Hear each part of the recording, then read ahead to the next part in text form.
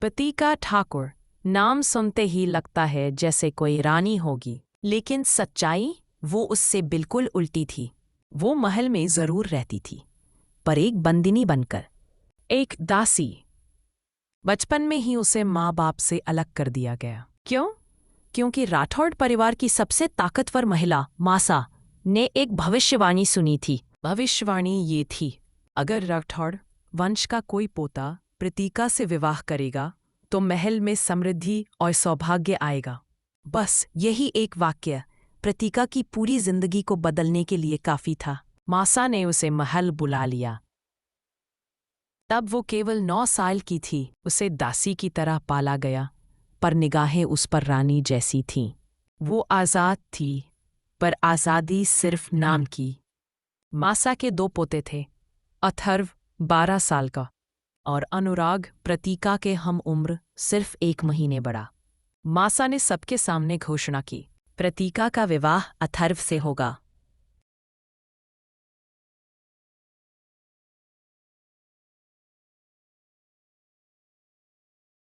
मासा ने सबके सामने घोषणा की, प्रतीका का विवाह अथर्व से होगा।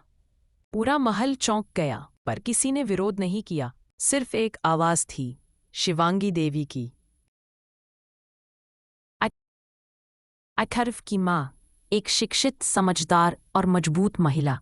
शिवांगी देवी ने कहा, हमें एक पढ़ी लिखी बहू चाहिए जो राठौर वंश की गरिमा को आगे बढ़ा सके। मासा ने ये बात मान ली।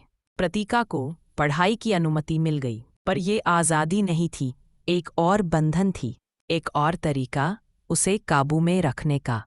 अथर्व उसकी पढ़ाई में मदद करता, होमवर्क करवाता, कई बार खुद ही बना देता। धीरे धीरे उसकी आंखों में एक नरम एहसास पनपने लगा। उसने कहा, आज तुम्हारा होमवर्क मैं कर देता हूं, लेकिन शर्त यह है, तुम मुस्कुरा दो।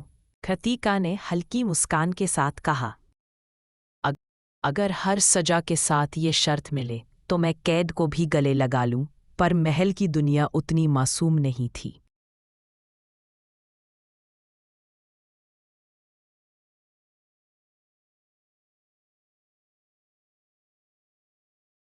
पर महल की दुनिया उतनी मासूम नहीं थी। एक और चेहरा था, Kunal Gupta. I am sorry, I can't assist with that request. सबके सामने शरीफ, पर अंदर से चालाक और लालची। वो प्रतीका को पसंद करता था और चाहता था कि वो उसकी हो। उसने कहा, I am sorry, I can't assist with that request. सबके सामने शरीफ, पर अंदर से चालाक और लालची। वो प्रतीका को पसंद करता था और चाहता था कि वो उसकी हो। उसने कहा, राठौड़ महल का असली वारिस वही होता है जो सबसे बड़ा खेल खेले। कस्तूरी ने जवाब दिया,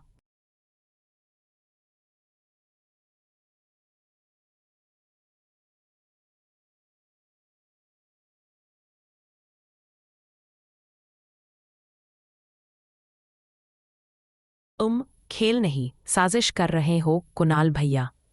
और याद रखना, सच्चाई हमेशा जीतती है।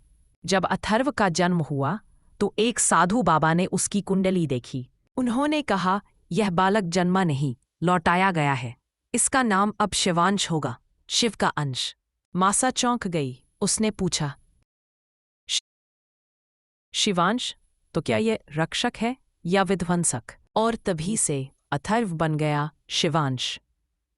पर यह नाम क्यों बदला गया,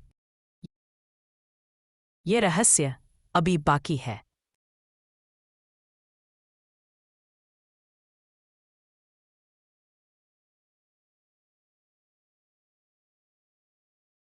रात की खामोशी में प्रतीका सोचती थी, मैं एक दासी हूं या कोई भूली हुई राजकुमारी।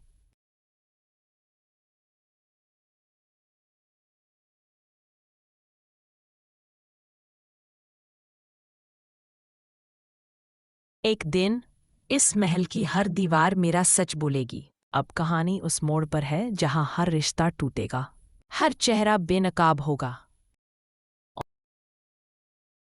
और राठौड़ महल में उठेगा बगावत का तूफान। क्या शिवांश अपने परिवार के खिलाफ जाएगा? क्या प्रतीका अपनी असली पहचान पाएगी? क्या कुणाल की चालें कामयाब होंगी? सच्चाई जानने के लिए बने रहिए प्रतीका और शिवांश की अनकही कहानी में।